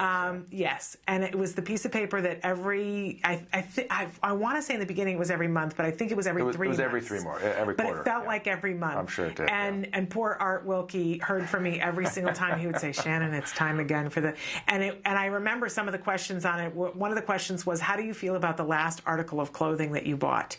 And I would get mad every time I would be like, "I don't have any money to buy clothes, and I'm too fat to fit in clothes. I don't want to answer this question." And I would really give Art a hard time about it and let him know. And I remember the first or second time that Art sat down with me to go over all of the test results, and there was one number. I said, "What is this number?" And he said, "That's the number that predicts whether you were being honest on your survey." And I said, "There's a thing for that?" And he goes, yeah, because sometimes people will try to make things sound better or worse than, know. And I said, "So how am I doing?" He said, "Now we're pretty confident that you're being honest." You don't have a problem with that. That's not, you're pretty stressed. We're pretty confident that you're being honest about how stressed you are. And there were questions about, do you feel like you're a good parent? And, things that, you go, hard to answer. on the little, but I was glad because I said from the beginning, this is emotional for the parents as well. It is. I mean, how are you going to get around that? And I was glad that somebody was measuring his progress. And what we see, I don't think it comes directly from that study, but what we've seen in so many studies recently is that parents of children with autism spectrum have stress on a level of being a combat. That's right. A person in direct combat, and that that level of stress doesn't change even as our children progress. So now, nice that you mentioned that. That study's not complete. We've got, I think, 3 more kids that need their final testing. Okay. So it'll be another 6 months or so. But we've looked at the data multiple times throughout, and what we actually do see is a gradual reduction in those measures on parent stress index for all of the kids that receive treatment. Okay. So that's pretty encouraging. That is encouraging. It's pretty nice. I mean, it could be just that parents overall are getting more used to, I don't know, whatever, but kind of unlikely, right? It's as your children gain skills and start to do better, it does make you feel maybe a little bit more empowered. Like, look, there's hope, right? It's not hopeless. I do know that as we saw that there was a light at the end of the tunnel, that I was able to manage my stress better. I had more time to manage my stress. Right. I'm still a stress ball, but I don't know about you, but for me as a parent, the only thing I really care about is that things are it's possible to deal with what I need to deal with. Yeah. You know what I mean? That Yeah. that you do see a future, and that you see, yes, okay, he's going to be okay. Yeah, that and as long as you have empowerment that, like, I don't mind. I think most parents would be fine with working 24 hours a day on whatever it takes for their kid, as long as they see that it's going to work, and that there's a reason for it, and that there's some sanity to it, and it's not just hopeless. You know? Yeah, because that thing of being powerless and not being able to do something, we just went through this when I was visiting Iowa. Jem and I got caught in a tornado where their sirens were going, and we were out, and had to stop at a store. Oh my goodness! I had to stop at a store and run in and go into the basement, and until we got to the place where we could take cover, it's the most stressed I've ever been in my entire life, because I felt the least empowered, and my child was there with me, and I was like, this can't happen on my watch. It's my responsibility to make sure he's okay. And I didn't have skills or tools or anything that I could do, and it was the worst feeling ever. Well, I'm glad that you made it. We were fine. We were fine, and we took cover with 60 other people in a health food store. Wow. We went to the place where there was gluten-free stuff, because it made sense. It was close. It was the only place that I knew was close by. I want to add one more thing to what you said. So, so the study that you described was one where we used a lot of parent report measures, because there's a lot of things that we wanted to know what the parent's opinion was over the course of years. Most of our research that we do doesn't require that much effort on the part of parents. So I don't want folks to get the idea that it's tons of survey. And it wasn't that much work, really. It was a little bit of paperwork, but I groused about it. It can be annoying, though. It can be annoying to fill out these surveys, And the vast majority of what we do is just measuring directly the outcomes for the kid. And we'll get parent input, and we want to know how the parent feels about it, but it's not a whole lot of work and investment on the part of the parent. I'm glad you said that, too. And then when you do want to do something that is outside the norm, you then have a different set of paperwork for that as well for parents. Yeah. Well, and there were several times that we were offered different studies to participate in, and some we said yes to, and some we said no to, because we had the choice. That's right, exactly. And I think people get there's a common misconception in research that if something is an experiment or it's for the purposes of science, then it doesn't help the person who's doing it. You know what I mean? The vast majority of research that we do, probably 90% of the research that we do at CARD, the only purpose of it is to help the kid. And then the secondary purpose, or the last reason why we're doing it, is to evaluate how we're helping the kid. It's not to produce a cool sounding experiment that'll get published in a journal. We do hope that we publish the results of our research, but the primary purpose is to help the person. We do very, very little research where it's kind of just for science sake. That's not what we're about. We're a treatment organization. So it's, and if there is anything like that, then it's, the parents have the choice to participate or not from the beginning. There's full disclosure. And actually, it can't happen during therapy time. So if it's something that's a waste of the kid's time, it would have to happen during outside of that child's therapy hours. If it's not just evaluating their treatment, if it's maybe, for example, we might be interested in how sensory processing processes are different in kids with autism versus kids who are typically developing. Well, we might do some kind of measurement of that, like how do kids with autism respond to auditory sounds or visual stimuli, and how do they adjust to those over time or something like that. Well, that's all very interesting, and it might matter a lot scientifically, but it's not helping the kid. So that type of study we would not actually run there in the center while the kid's getting their therapy. If we were doing a study like that, we would invite the parents to come during off hours when they're not already getting therapy. Yeah, I can think of one study that we did that was completely separate that was like that. And as I said, there were other things that didn't fit with our schedule that we said no to. That we said, we're gonna take a pass on this one and move on to the next. All fascinating. One more detail. I don't know if Angela talked about this, but we actually have some sort of parent and family support services research that we're rolling out also. And so it's called Project COPE, which stands for Creating Opportunities for Parental Empowerment. Did we talk about this before? I think you and I spoke about it briefly, but we did not talk about it with Angela. So go ahead and talk about it again. Yeah. So basically, it's something that we're rolling out that is it's evidence-based support services for people who are experiencing stress or loss or grief or anxiety about a variety of issues, but we're applying it to families living with autism. And it's going to be support services for parents, and there's some different formats that we're going to test out in the context of research on creating the best model. So this is somewhere where we're doing something new. We're not really sure exactly what the best model is. People aren't doing it yet.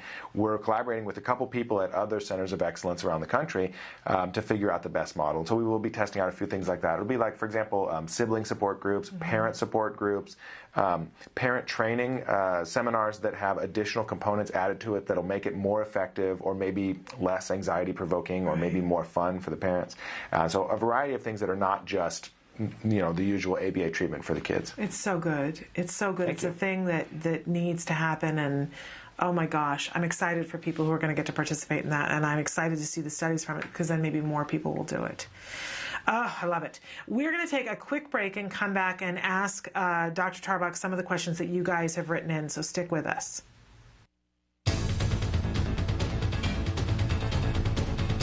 Hi, I'm Shannon Penrod, and this is my son, Jem. We're here today at the Home Depot. You might know that Home Depot is famous for giving free classes to adults on lots of things like tiling and other home crafts. Well, they also have free classes for kids as well. It's called the Kids Workshop. We love doing that, don't we, Jem? Yeah. It's cool. So come on inside with us and let's do a craft.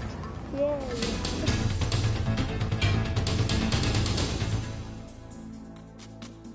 The Kids Workshop is a program that's been around with Home Depot almost since we've been a company, and it's been developed to allow kids in the community to come in and give them an opportunity to build something, to be able to create something and be able to take just simple wood pieces and put them together with nails and hammers and screwdrivers and then paint them. So you do this every first Saturday of the month. Any Home Depot that you go to on the first Saturday of every month between 9 and 12, you can join different associates throughout different stores and build these projects with these kids. And do they have to do anything beforehand, or can they just show up on that Saturday? All they need to do is show up. We have all the tools, all the materials that the kids will need. We have aprons that we give to the kids that they can take home and maintain their pins. They get pins on a regular basis for completing projects. With that, they can keep track of how many projects they've done. And it's all free. It's all absolutely free, all provided. Which is wonderful. And listen, I have to say, you guys devised this for all kids to be able to do this. Correct. What I particularly love about it as an autism mom, it gives my child a place to come and learn a new skill, to socialize with kids of all kinds. Absolutely. And that's what we're here for. Home Depot is definitely loves to be involved with the community and bring the community in to work with us. That's what we love to do.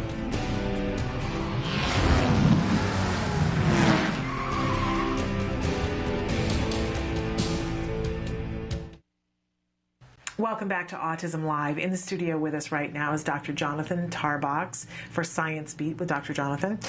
We had a question from a viewer that came in last night. My son was recently diagnosed with Pdd-NOS. He was 3 years, 3 months old. I need help about what we have to do further.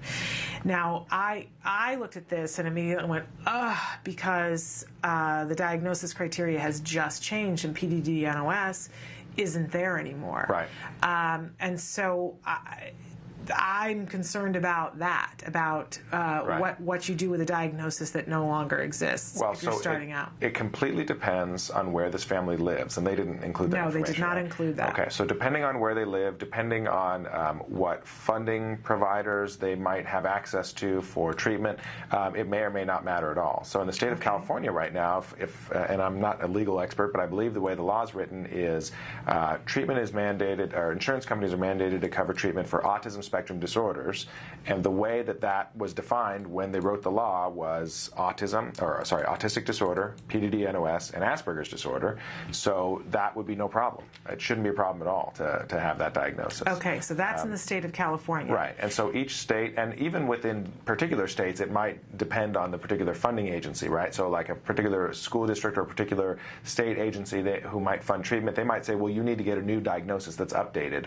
I'm not really sure. It really depends, but they need to be their own advocate and get out there and find out that information now, because the child's still pretty young, 3 years and 3 months. Well, and they say he was recently diagnosed, and at that time he was 3 years and 3 months old. So that's good, but it's on the late end of early, right? So you want to get on it. It's time to move. Okay, and so in the bigger sense, if you've got somebody who's been recently diagnosed with an autism spectrum disorder and they're 3 years old, what is your starter kit?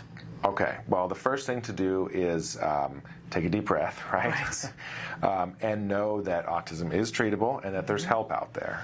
And that's not a controversial opinion. That is a fact. It's a scientific fact. Kids with autism can learn and make progress. And autism is treatable. And by far and large, You know what I'm trying to Yes. say. The scientifically proven approach that works the best, at least according to research that's been published so far, for kids of that age is start as young as possible, do 30 to 40 hours a week of one-to-one treatment based on the principles of applied behavior analysis. That's what they need, and they need to start it as soon as possible. And they may need to do it for 2 or 3 or even 4 years. Each child is different. Some kids finish within a year or two. Some do require 3 to 4 years of treatment, fading out as you go. But the intensity is what matters, and do it as early as possible, and don't delay, and don't wait. And I would throw into there, too, that people are going to say to you, oh, well, with Pdd-NOS, that means your child is doing so much better, so you probably don't need that 30 or 40. And that is not correct. In fact, there's very little research comparing outcomes for kids with Pdd-NOS versus autistic disorder, okay? But the one study that was published showed the opposite. That kids with Pdd-NOS actually had a larger response to intensive treatment. So I would say that's the opposite. There's no justification at all right now for providing a lower number of hours to a kid who is less delayed, or at least no justification based on published research. Okay. Do you happen to know what that study is, or can we get that for somebody in the coming week? I think I can name it off the top of my head. It's Tristram Smith is the first author. And it's a randomized control trial of behavioral intervention. I think it was either 1999 or 2000.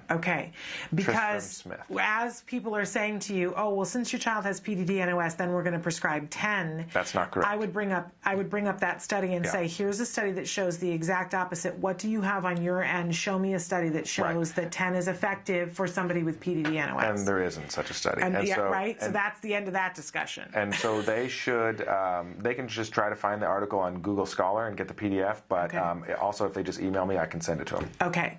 So good to know. I mean, that's like really helpful information for anybody out there. That's a common misconception. Most people think, oh, he's not as severe, so he doesn't need as many hours at first. And there's just no scientific evidence supporting that idea. Because we hear that with Asperger's, too. Somebody says, oh, your child has Asperger's, so they don't need ABA. Right.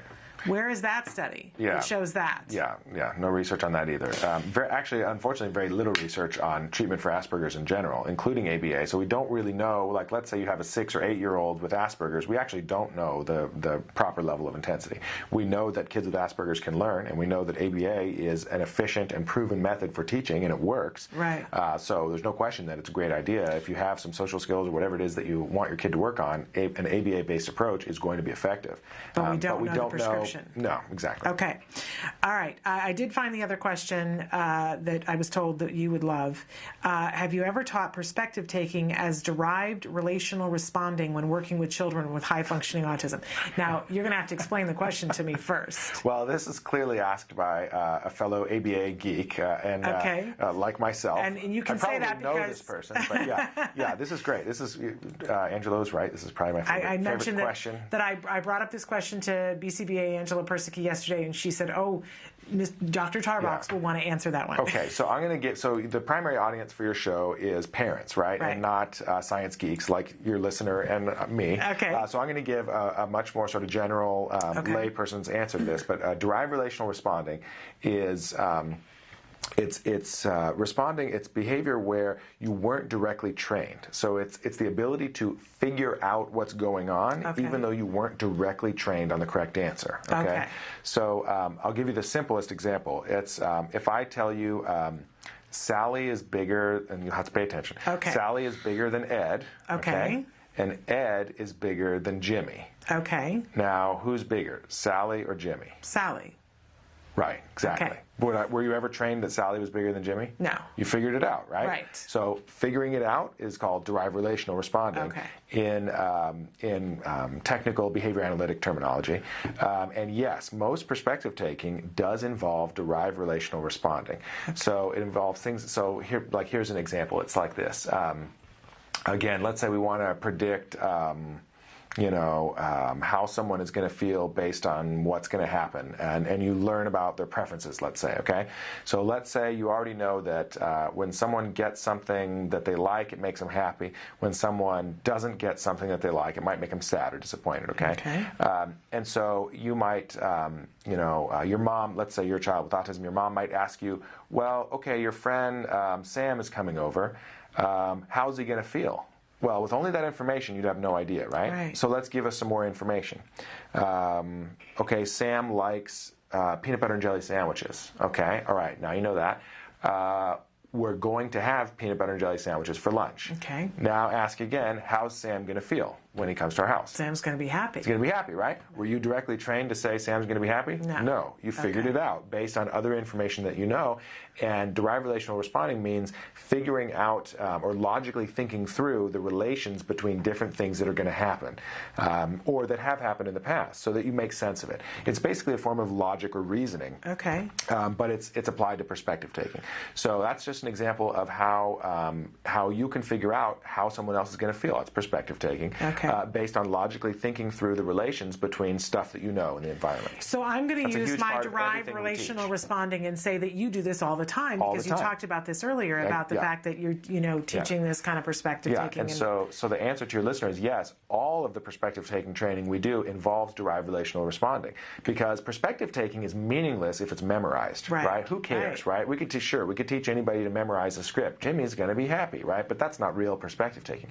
Real perspective taking is using what you know about somebody to figure out what's going on with them and think about what's going on in their head, so to speak, how they feel, what they're thinking about, what they know, what they're going to do in the future based on what they know, right? Or based on their expectations of what you know, right? All of this is thinking about other people's thoughts, Wow. okay? And all of it is derived relational responding. There's no memorization, otherwise it would be irrelevant. Right.